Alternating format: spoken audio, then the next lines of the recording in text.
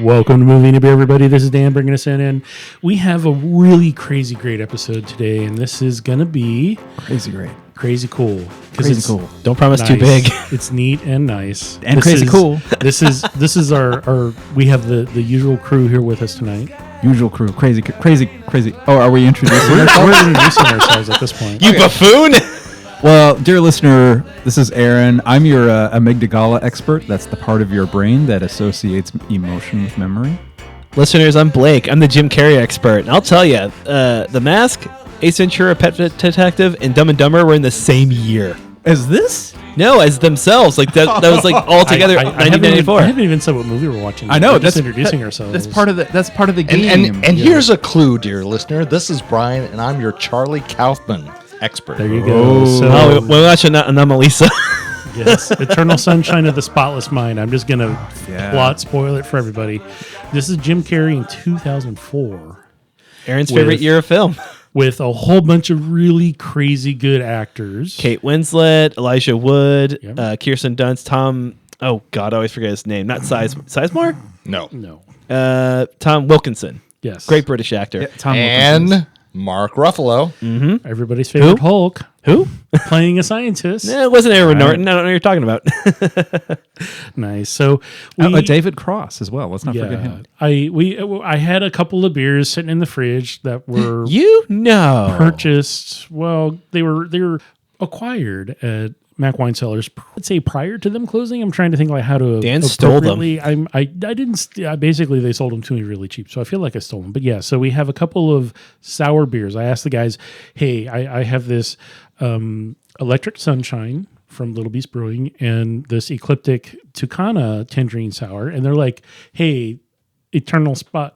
I can't even Eternal say Sunshine of the Spotless Mind. I can't even say it. We made Dan go through the procedure, and I can't remember words. Fried now because I've forgotten it. You guys have erased my memory already. I tried this episode once and it didn't work.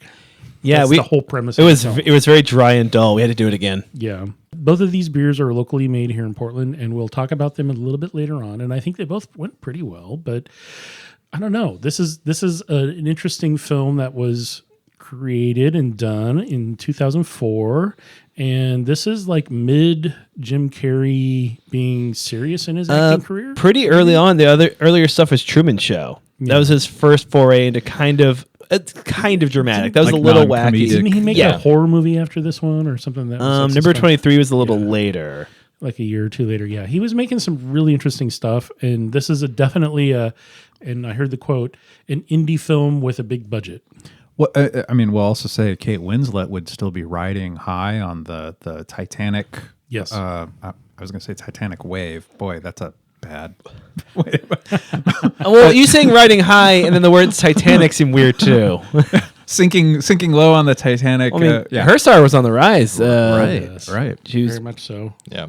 And let's admit, all right, in my opinion, this film is written by one of the most inventive writers in Hollywood, certainly at that time. Charlie Kaufman. Yeah. He did Adaptation. That's right. Synecdoche, New York, which a lot of people haven't seen. Because they can't pronounce it. Inside John Malkovich, or being John Malkovich. I remember that as a that movie was incredible. And he's extremely inventive and plays with structure and jumping forward and jumping back in time within the film without a lot of clues, and so it takes a little work from the audience, and this film definitely does that as well. I thought he was really well paired with Michel Gondry as well. Michel Gondry did other films like Be Kind, Rewind. I think the Beast book, the Wild Things Are movie. He started in skateboard videos.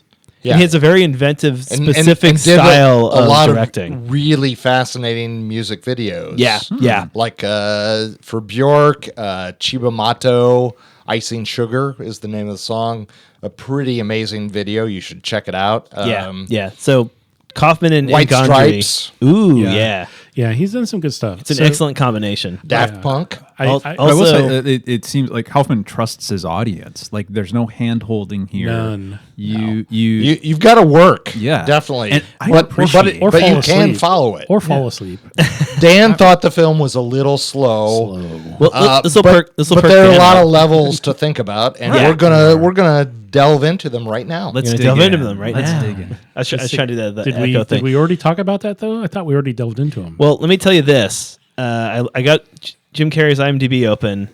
After Liar Liar, he did The Truman Show, Man on the Moon, about Andy Kaufman, Kaufman, different Kaufman. Ostensibly a comedy, but really a drama about the life of this yeah, weird- super depressing weird guy. crazy, comedically intelligent man. They did Me, Myself, Irene, The Grinch Stole Christmas, yada yada. The Majestic, Which I have seen. and then Bruce Almighty, then Eternal Sunshine. So he hasn't done 23 yet. Yeah. So, So he's got his toe in the he's ramping it up. drama pool a little bit. He's But ramping it Bruce up. Almighty was still kind of a classic sort of Yeah. comedy sort of. I mean, Is that kind of comedy that is all I'll say about Bruce Almighty, where it starts out like, oh, this is really, really fun. Oh no, the consequences. Right. Yeah.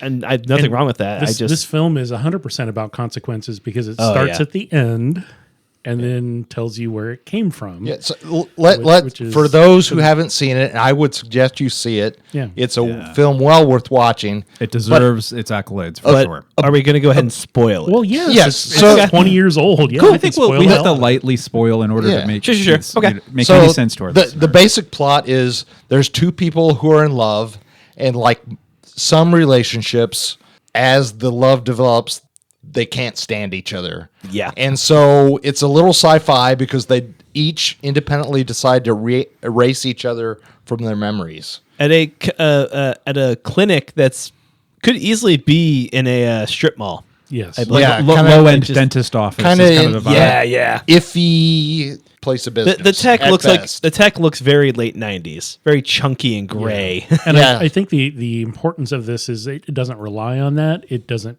mansplain anything. Yeah, exactly. It doesn't, It like- just says, hey, yeah. we do this. We take brain scans of when your memories are, and we find those in It focuses on the emotional core, including, I thought it was a great detail. They told him, hey, so if you want to do this, gather all the things that remind you of her, which is something like people in breakups do. Is I can't stand looking at this. I can't stand thinking about this person. Get rid of this snow globe. She gave it to me for Yeah. Christmas. Or the mug that has her photo. on it. Picture. I can't stand Yeah. this stuffed skeleton. Get it out of here. Let's burn it. And the big spoiler, which isn't a huge spoiler because Yeah. you see it as the very first scene. Yeah. They somehow, in spite of not remembering each other, reconnect. Well, she says at the very last memory that he has before it's completely wiped, she whispers into his ear, come back to Montauk. Meet me in Montauk. Montauk. But that's not, Yes. she didn't really say that. That was his reconstruction of Correct. her Of what in she his said. mind. Then why did she also go there? But they both went That's, there. that's where they met originally, Because wasn't he it? knows her. And it Because, was where yeah, they met originally. That was They- that lame beach party with the Yeah. stupid plane. and they both realized that their relationship was broken at the end of the film. yeah. And they decided, well, Let's try again. let's try again. Maybe this time will be different. And So, as a very basic question, do you think that ending is optimistic or do you think it's kind of fatalistic? I think it's realistic. Oh. It's them recognizing we both have flaws. Like they listen to tape recordings bitching about each other's personality. She calls him a sad sack. He says, "What's with her hair?"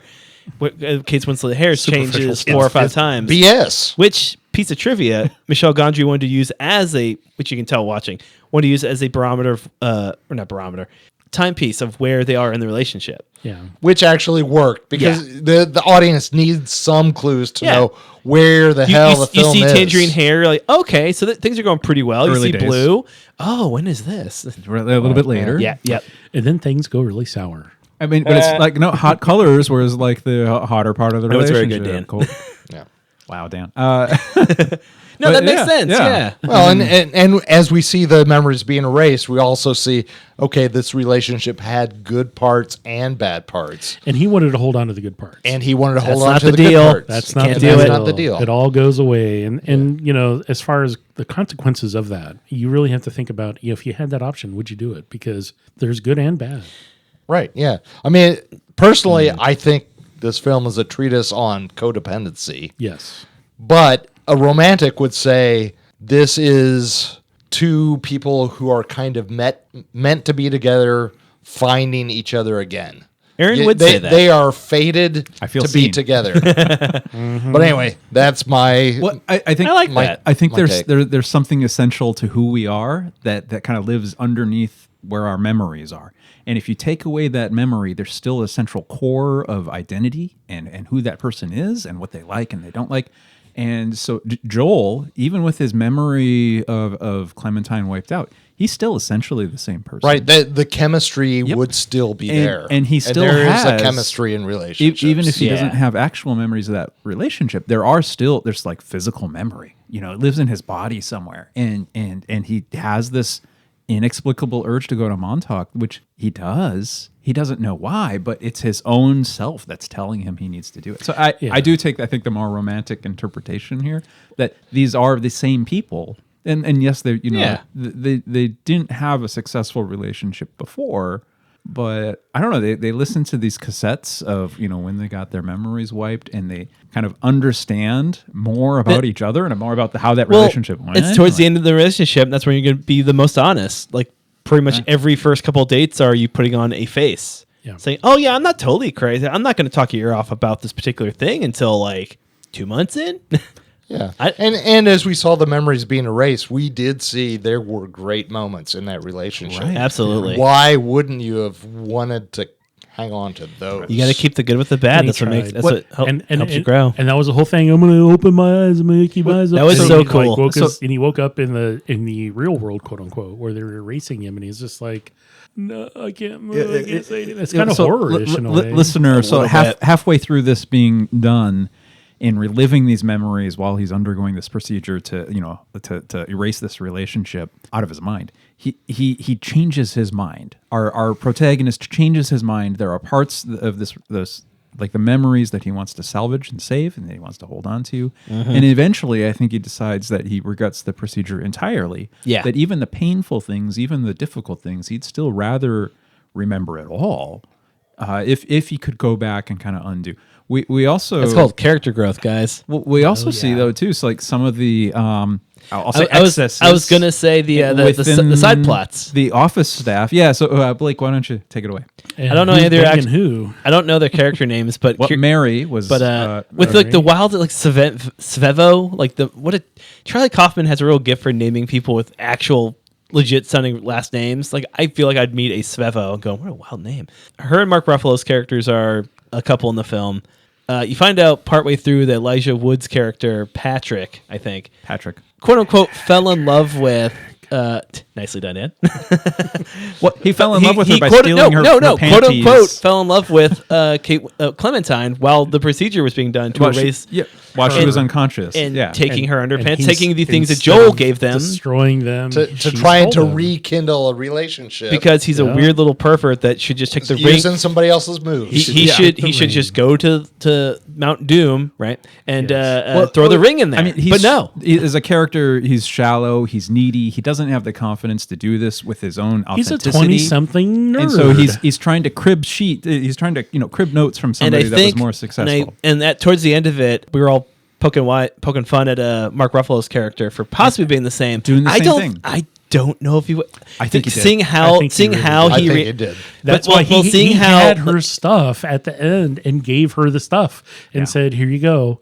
From the in van. In the bag. He took it out of the van and gave it to her and said, "Here's your stuff." But they've been dating for how long? They never really say. like They never- maybe 6 months or so. Yeah. Like it's He not, comes it's not either way. He undefined. comes off far less creepy and like cloying as Elijah Wood's character, and I think that's what makes me think maybe he didn't do. Maybe he genuinely liked her because he talks about seeing her talking to the boss, who we find out there in the movie. She had an obsession with the boss, and they both agreed. I guess after doing something, you should not remember this. Okay, relationship. doing You something. don't- They don't- had an affair, Blake. After having an affair, They never said it. Okay. If they did, Dan was doing bits. So, all right. You can blame They Dan. never, they never said it, but they implied it. What fascinates me is we're spending a lot of time on what is a tangential plot point. Yes. I was trying to do it quick, and then these turds wouldn't shut up. But why do you think it was in the film other than a vehicle? To say you should never ever do this. It's to say this people- is anti-technology. to say lives are Don't sloppy. ever, don't The ever point remember. the point of those characters is to get the information of the old relationship before memory wipe back to Clementine and Joel. Yeah, that's a subplot that moves that forward because Mary, the secretary, and then in the end, let's completely spoil it, sends everybody who, while she was working there, took all their files and their tapes and sent them to them. And metaphorically burned that place down. You're going to burn it down. And I said that. I'm like, when she realizes what's going on and that she got wiped, she's going to burn it down because there's no way of going back. When Joel schedules his own appointment, we see people in the waiting room, and one of them is a person with pet paraphernalia. I want to forget my just pet. trying to forget, right? And because she's so sad about her dead dog, yeah, and which we can relate to, and maybe that's kind of an innocent use case for this technology. There's another person in there. I think he had a bowling trophy and something. But it looked like an older person. Maybe there was a sports injury and he can't continue to bowl do that anymore. And so we see he no longer gets strikes because he's uncoordinated. Right. And so we see the setup of plausible, good use cases for this type of technology. And then by the end of the film, we see that staff people there themselves can't handle it responsibly.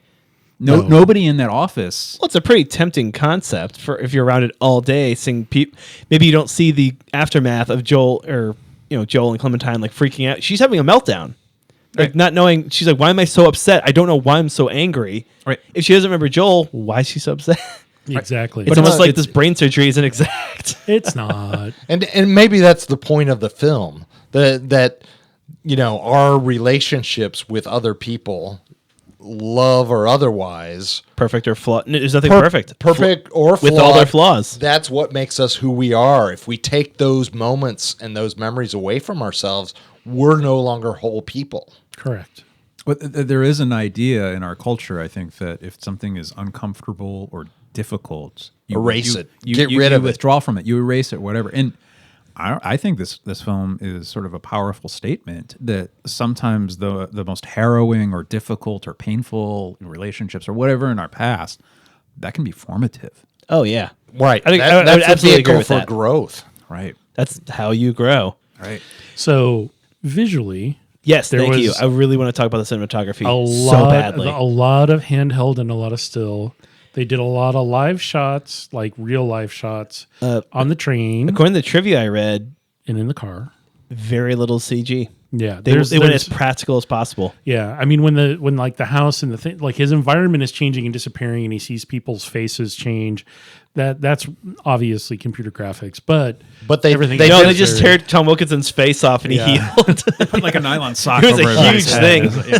They also indicated memories being erased by just turning the lights off. Mm-hmm. Yeah, and so the background disappears. So that part is which erased. I think leans Very into simple. like Dan's mention of the handheld early on. Yeah, because I think it makes sense that it makes you feel like you're on the bus or train with them, but then later, like you're in your mind. If you ever had a lucid dream, things are weird in there. Yeah. I don't remember a lot of my dreams, so the one I do remember are weird. They're shaky. They're not fluid.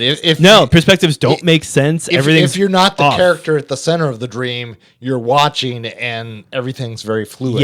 Yeah, everything's off. Yeah. So I think that was on purpose. We don't see it as much these days. The Bourne movies kind of overdid it and everyone made fun of everyone for it. Yes. But the strategic use of blur, focus, like as things go out of focus, it's like, that's lost. That information's lost. Blake, there was a scene in a bookstore that I won't name, but like you said the books were backwards, so you couldn't read the spines, which is a very dream thing. You can't read in a dream. As that scene progressed, more and more books turned out that way. It just became white. Everything just went white, and you're just like, you're just all being erased. So I think the use of the black and white are just like light and dark. Yeah, with the shadow and with the use of the pulling out of focus. And I think it was really well done because he just went from memory to memory as he had identified. Here's something I remember. And how do you then basically tear it apart? How do you remove it? Mm-hmm. Yeah. And as you remove those pieces, how does that, and he's living it as it's happening. Yeah, and then how do you portray that on a screen? Yeah. How do you perceive it as a person? Like what would someone see if I went from memory to memory trying to erase, for example, like my time in college? What would it look like just jumping from dorm room to dorm room to like the trips home? I'm suddenly in a car driving back. Like what's happening? And they did some of that with start locked off on a shot and then whip pan and then suddenly you're in a new scene or different memory. Yeah, Yeah. there was a lot of whip pan. And I appreciate, and there's a number of people out there that we know that are just like, I can't follow this kind of storytelling. It jumps too much. I don't know. It's not linear. And I'm like, well, I'm sorry. This is a really well done nonlinear film. It does follow his memory track, but it, like I said, it starts at the end and then it goes forward to why that's he how makes memory those works, man. decisions. And then it's like, It takes it's work from really the well. audience, Yeah. but you aren't lost. There are some films like this that I am kind of like, Yeah, what the hell's going on? Yeah. Right. I need more clues. I wouldn't say this film gives you more clues, but you also don't get lost. Dude, There's a breadcrumb trail. Yeah. Yeah. Do those A other hair movies dye sour trail. on you? Did what? Do those other movies sour on you, Brian? Speaking of sour, Before we get there, can hell yeah. should we talk about Manic Pixie Dream Girls? Maybe If you I mean, want was to. this the first She- movie I that don't- kicked it off? I don't Well, have was that, Garden State earlier than this? 'Cause I think she. I mean, and then just making Scott notes Pilgrim, over here. Look it up. which we watched recently. That was a bit later. okay. That was Brian But Little. In the comics, that was him kind of poking fun at that. But this was a thing. This was. oh no, yeah. Well, It was kind of a thing. but I would also say it was a thing in real life. In the mid '80s, I was crazy for the Manic Pixie Dream Crazy Girls. Well, Aaron, What were the 80s iterations? Aaron, beware of the year of film you like. Garden State was 2004. Oh, the same year as this one. We should totally watch that next. Was the lead was Liz and Shaun the Dead Man, and she wasn't really manic. She's just a dream girl. But no, Who it's fought Natalie. zombies. Natalie Portman was Garden State, right? Yeah. Okay. I'm talking about Shaun the Dead. You changed gears and I didn't know. Just like a memory, moving into a different memory without the I think I'm audience. starting to knowing. understand. This is better than therapy. I'm We're understanding my just brain works. moving along. Let me Wikipedia what Manic Pixie Dream Girl is. And Dan, you can cut this out and be an extra for the Well, listeners. so my understanding of it, which is incomplete and off the cuff, is that it's a sort of male fantasy of this sort of impulsive, flighty, exciting. Straight male fantasy. No, so yes, straight male Yeah, fantasy. let's- Thank you. yes. Manic Pixie Dream Man. Where there's this woman who will rescue by this like force of spirit, without being emotionally unhealthy or any of the bad stuff that comes along with being flighty or impulsive, And has to have colored hair. and has colored hair. Well, okay. Oh, here we go. Okay, Blake. Film critic Nathan Rabin, who coined the term after observing Kirsten Dunst's character in Elizabethtown, 2005, which I'm sure there's movies that will back that up before that, said that the, as it puts here, MPDG, which is the only way I'm going to refer to the Manic Pixie Dream Girls from now on, exists solely in the fevered imaginations of sensitive writer-directors to teach broodingly soulful young men to embrace life and its infinite mysteries and adventure. Up top, buddy. There you go. Yep. What was Joel brooding? Oh yes. I would That was his I key characteristic. I would argue that the death character from the Sandman comics fits the mold, though, and certainly her sister Delirium. And Sandman came out in Wow, 87. Yeah, fevered imagination, sensitive writer-director, broodingly soulful young men. Wow, yeah, that's dead on. Maybe That's eerie. maybe the film character was later, but Maybe. I would say That's that well. Th- this So this we're film critic, really this film digressing critic, at this point, but that's okay. this a film trope. critic, It's a trope. Then. coined it in like 2007 over a series of articles he's writing about. I guess he noticed this trope more and more of this sparky. Zoe Deschanel's kind of like the poster, like a New girl. New girl poster child style of it. American Yeah. Dad is a great joke where the guys meet her a character voiced by her with a guitar case. And like, oh, so you're gonna play guitar? Oh no, I use this to hold my clothes and vintage accordion. Like nothing that has anything to do with what should be in there. Like, oh my god. All right, I'm starting to sour on this topic. Yes, I am as well. So again, feel free to chop it out and put a little something extra for the listeners. No, it's all good. We all conversation and all talk is good talk at this. No, point. I'm not saying get rid of it. Like put it aside. Oh no. Little Like an dessert. extra. It's all at the yeah, end. Like a delicious no. dessert. I think the only extra thing we're gonna have Okay. is heartburn after these beers because they are not beginner beers. How about Claire Danes in Romeo- 16 Candles, Breakfast Club? You mean She's- Molly Ringwald? Yeah, Molly Ringwald. That's Yeah, right. Claire Danes. I was, Claire Danes was- carrying Claire like Danes was Romeo. like 2 years old when those came Right. out. She was Romeo and Juliet. That's right. Yes. She's kind of like Less the manic, more like just the popular girl. Or okay, Ali Sheedy in Breakfast Club. There you go. Maybe, but she really didn't like anybody. She wasn't there Yeah, for anyone. I like what you're going for. We should explore this. I- I'm Dark going for Eyeshadow. the early iterations of the archetype. I'm sure it existed like earlier, way before 2004. Gilda, 1946, with Rita Hayworth. She was a bit of this freewheeling, impulsive. All right. Clara Bow, the It Girl in 1929. What about Nathan Lane in one? Oh, damn it! The Producers or the Robin Williams Nathan Lane movie where they're lovers. La Cage aux Folles. I thought you were going to go for like Cuckoo Mae Nest? West or somebody. No, like, La Cage aux Folles is the name of the French film that it came after, and it's What's called the American one? Oh my god! One Flew Over the Cuckoo's Nest. That's the one about the crazy people in the hospital. The Birdcage. That's it. Birdcage. Thank you. Yes. God. Yeah. So You're Nathan fired. Lane. And you're into film. You're fired. I haven't seen that one. I'm sorry. have we beat this horse to death yet? We did. There's a French version This of manic that horse film. is pixie dead. There's two French films. a dream that they horse, were Blake. based off of. All right, it's a dream. That's called a unicorn, idiot. What about Ophelia in Hamlet? We saw you googling.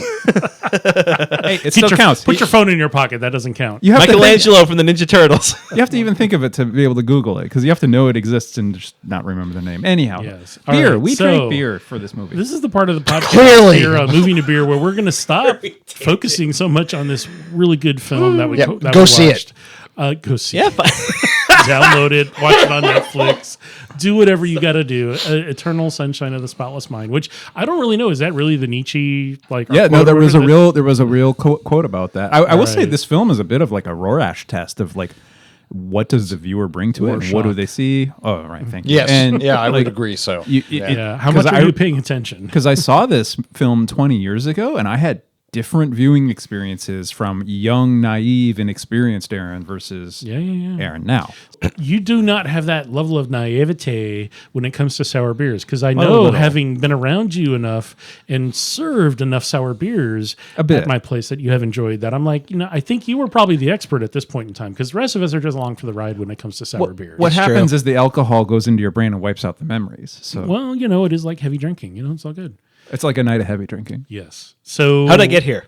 shout outs to Tim Who and are you Petra, when their shop was open, provided us with some really excellent beers. And these have been sitting in the fridge a little while, but they're still really good. So if you are going to buy beer and have it sit for a while, sour beer is one of those. They types keep of pretty well, beers. right? They keep for a while because they're already funky or sour. Well, I was going to say, Right. does the acidity, helps Yep. with the storage and it stays well. So both of these beers are 4.8%.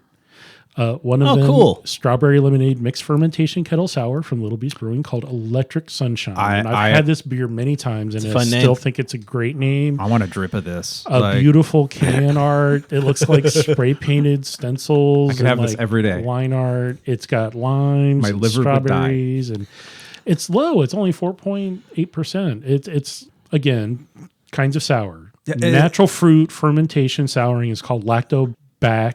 That's like lactic acid. lactobacillus. lactic Bacillarius? acid. It uses lactic acid that's naturally in the fruit to create the souring or the soured approach that this does take. Now, feel like depending on the base beer and how long it sits on that fruit, it's still going to have some of that malt backing. And this one actually does have a decent amount of malt backing, so it's just not drinking sour beer. Well, I was getting the fruit. Like there clearly was strawberry, and there Yeah. clearly was. I'd agree with like, that. Like citric, I couldn't necessarily say lemon or lime. It is lemon on the can, but no, the fruit was that kind of at the right level. They complemented each other.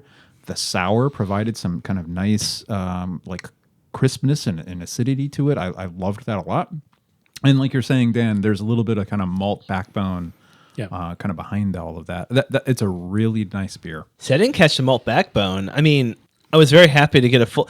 Dan typically is able to prepare easier and have something everyone covered. We did a couple of halves for a few of us. Yeah. I was fortunate enough to get a full can, and I'm really glad I did. It was usually sour beers I get about halfway through, and I'm thinking little I'm soured out. good. I could do something different. But This sour, you were all full bore. You guess- were like, I want the whole can. I guess I'm the- ready to go. That's for other reasons. But the I guess because of the malt back, I would presume it helped kind of tamper it out and even out. So I wanted to have the full glass. Yeah. Yep.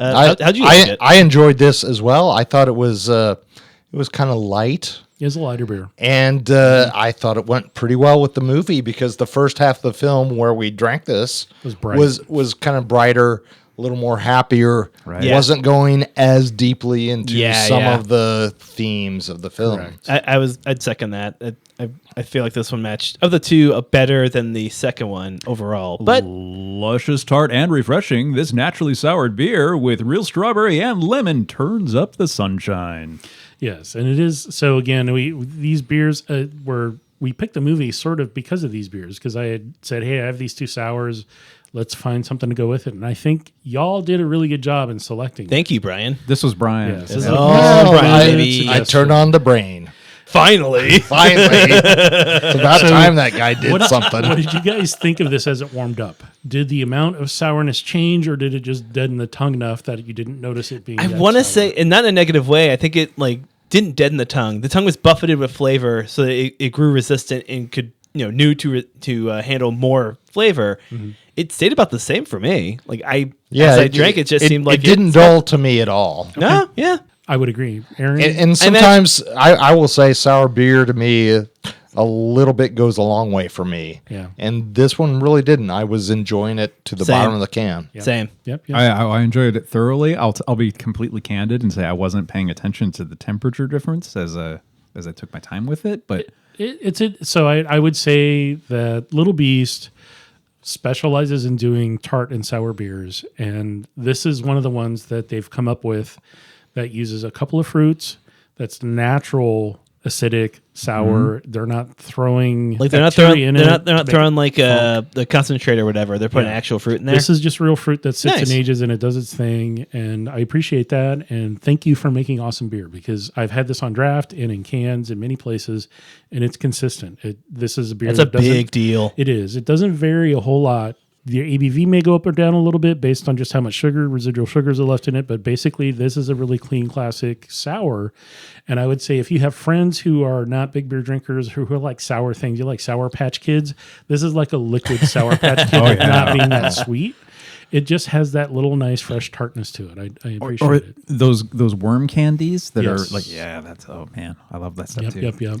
I was going to ask Dan though. I think we've talked about this a little bit in the past, but brewing with like actual fruit must be a little bit difficult, because isn't there like inherent volatility and just like the Yes. ingredients of it? What can a brewmaster do if they're maybe early or late in the strawberry season, and they know the fruit is a little bit maybe got a different characteristic, like maybe there's not quite as much sugar because it's early? So they'll use both fresh fruit, and then they'll do puree that has a consistency to it, because the larger puree and fruit manufacture, it's like if you're going to go buy a jar of Smuckers, you know it's going to taste the same every time. Right. When you go buy from these large fruit producing companies, they're dealing with tons and tons of fruit. So the consistency in the product is good across the line. Now, year to year, it may vary a little bit, but within that same amount, you know what you're going to get within the same, product cycle. Darling, And I- please get the 1991 Smuckers. Yes. We're having company over. And that's Sweetheart, get the 1991 strawberries. So we're going to have a nice evening tonight. So, Oh no, the monkeys got back in. So what they do is when it's a mixed fermentation or a kettle sour. So kettle sours tend to use the cheat. They'll use a syrup. They'll use some sort of extract, or they'll not use solid fruit, because it takes a lot more of the fruit.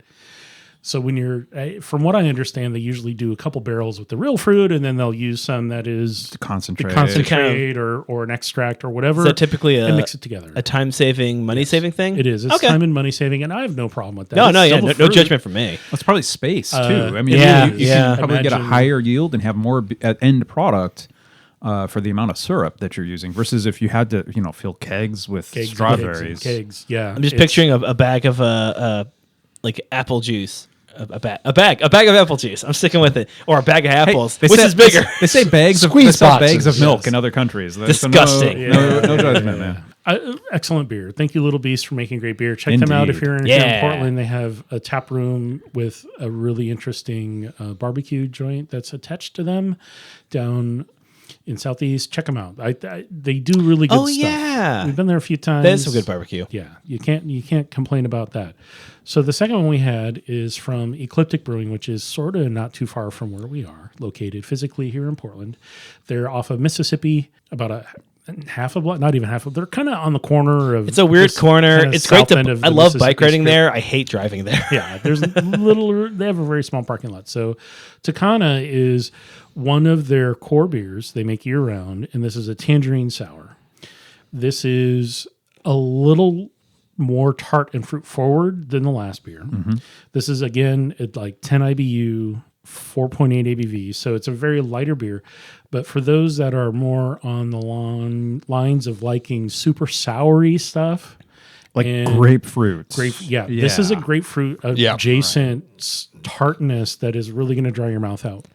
There is enough malt to kind of hold it together, but that acidity is really strong. The citrus is so super strong. Yeah, on it's this very one. grapefruity to me. And, I didn't and like I it- don't like grapefruit. So Maybe that's why I didn't like this one as much. I feel like this felt heavier. Yes. It's weird. it also was kind of flat to me. Like I don't less like dynamic. the other one was sharp. Yeah. And this one was like Well, I assumed for me it was just I'm not It's the acidity and it's the type of it. It's the type of fruit flavors that you're getting that say that. okay. I just assumed and don't like I'm no expert. Ecliptic's not one of my favorite breweries. Yeah. There's only a couple things that I really like, and Yeah. I'm just not not big on it. So I just assumed it was because I'm just not wild about So their the style. thing is you're going to get muddled lime and orange and other flavors other than oh just damn, it's 2023. You can't tangerine. say muddled anymore. Muddled. No, it's got that earthy kind of back, and I would say that's also from the hops that they use, which I couldn't find. I wanted to look.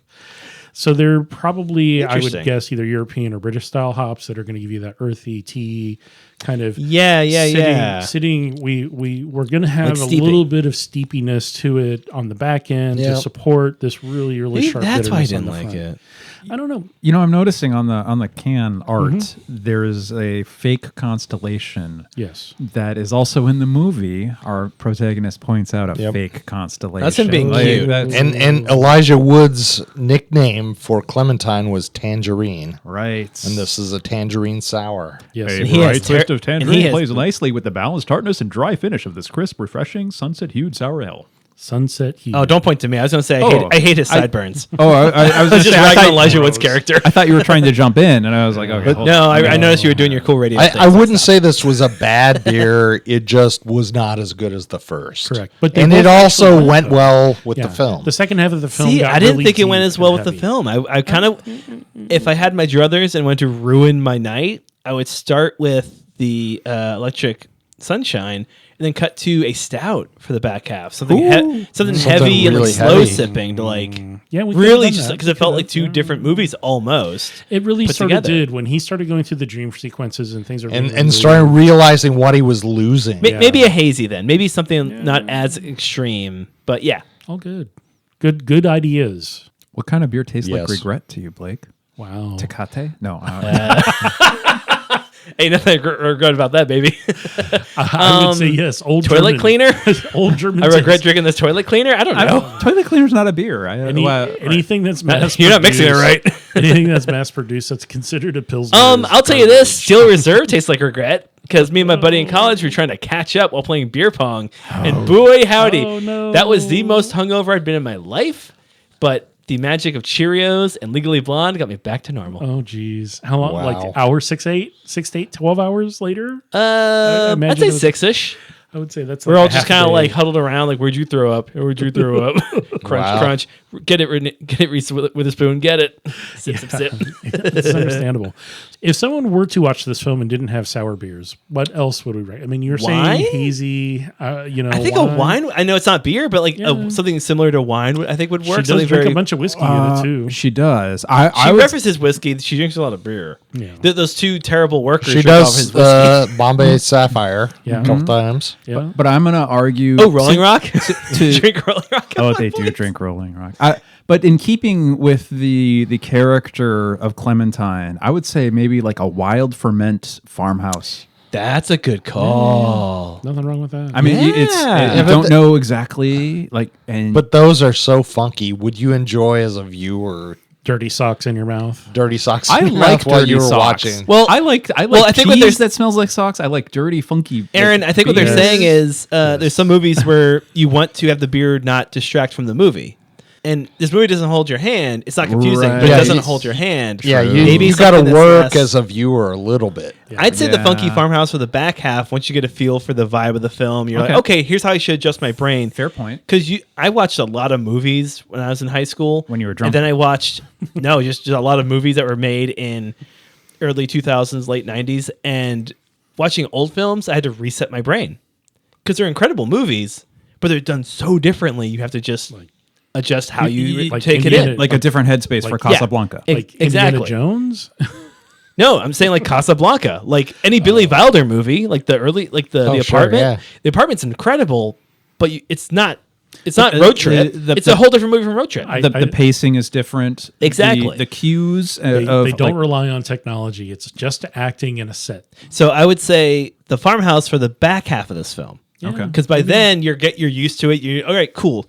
Because I kept trying to guess what was happening because I knew the general premise. 10 minutes in the movie, like, oh, I'm over to Brian. So is this like an old memory or is this like now? It's like, just keep watching. Okay. I mean, Is this now the memory? this movie does telegraph exactly what it's doing very early in the film. Yes. It's not there. There are no real surprises about what's happening after the first 10 minutes, and you see it kind of move along in its progression. And yeah, maybe there's some side plots with this, the office staff or others that you wouldn't anticipate, but it still packs a punch, I think, even though you know what it's going to be. Oh, yeah. Even So- like the beer. This beer, you know what it's going to be. You know what it's going to be. really So darn I good. made the comment that 20 minutes into the film, they did the pre-credits. Like you saw focus features, and they went right into the movie. There were no pre-credit. It was like 20 minutes, and I was like, "This is stupidly long, insane." Yeah, period of time. you're watching That's Jim a- Carrey a have a cold bad open day. is what that's called. yeah, why yeah, does it he come in cold? is. Yeah, we're just gonna tell it like it is, and then when there's a moment where we're shifting the story, we'll tell you what it is. Brian, what's the emotional impact of a cold open? Like, what's it meant to do, and what's kind of the how is it you employed as a storytelling? Oh, it's meant to draw the audience in. Like, you're given a bundle of information, and hopefully you're hooked, and you're just along for the ride. Okay. Like for this, it'd and be you why is don't Jim need- Carrey kicking the blankets off? Why is Jim Carrey mad about? Why is he going to Montauk? Why is he such a jerk with his friends who are patiently listening to And, him? and that's I would also yeah, argue that I would say maybe the first 5 minutes while you're still trying to figure out what the movie is, it is pretty slow. It's super slow. You've got to give the movie a little time to develop. If you would have put in titles right after this kind of slow burn start, you might have Just lost people at that point. Yeah, whatever. click to the next channel if you're watching at home, or walked out and demanded money back. Well, I feel like I see more cold opens with TV shows. Yeah. Sitcoms especially, it's a way to kind of set up a joke separate from the rest of the show. Like Community and 30 Rock did that a lot, where it'd be, oh man, we're just opening on the study room, or we're just opening on 30 Rockefeller. What's going on? That's a fun, wacky kickoff, and then theme song. Then the actual show starts. One of the ones I remember best, Malcolm in the Middle. The husband is doing his washing the dishes, and his wedding ring goes down the drain, and he's trying to reach down the drain to grab it, and he's like leaning over, and his arm is like pushing up against the wall where you That's see the right. switches for the For garbage the- disposal. yeah. And it sets it up like he's gonna mangle his hand. He's gonna mangle his hand. He keeps reaching further. His hand gets closer to the switch and closer to the switch and closer to, and you're like, oh my god, this is gonna be horrible. This episode's gonna be about a trip to the ER. And then he grabs the ring, and everything's okay, and it like totally. And then titles. Yep. So Malcolm and Mill used it as a way to just, here's a slice of life in this weird, Here's broke, a too funny many kids self-contained family. joke. Yeah, Hey. they advertise ADHD with that, where Hal like goes in to change a light bulb. It's like, we gotta change this light bulb. Goes to get the light. This shelf is squeaky. Goes to get another tool. I And remember by the time this. he's like fixing the car, his wife's like, "What are you doing? When are you gonna fix the light bulb? What's it look like I'm doing?" Yep. He had this chain of like 8 things of like while he was going, getting the tool to fix Yeah. the one thing. So something else typically was broken. cold opens are usually sitcom. Usually sitcom, not even dramas. Maybe drama to like introduce what the theme is. So but- yeah, I mean, I would say Less that so for for movies. this film, it wants you to settle in and get hooked before it slows it down even more for some credits. kind of goes in with Dan's suggestion that the handy cam on the trains, it's like we're there. Yeah. You're it's just like you're a just hearing Jim documentary Carrey's life. style. Yeah. Yeah, you're just along for the ride. It's a regular Truman Show. Dab, dab, dab. And I would also say on that first train scene, there were a lot of whenever the camera was locked off, it was very low angle, Yeah. making both of our main characters kind of heroic. Like these are the protagonists of this film. Yep.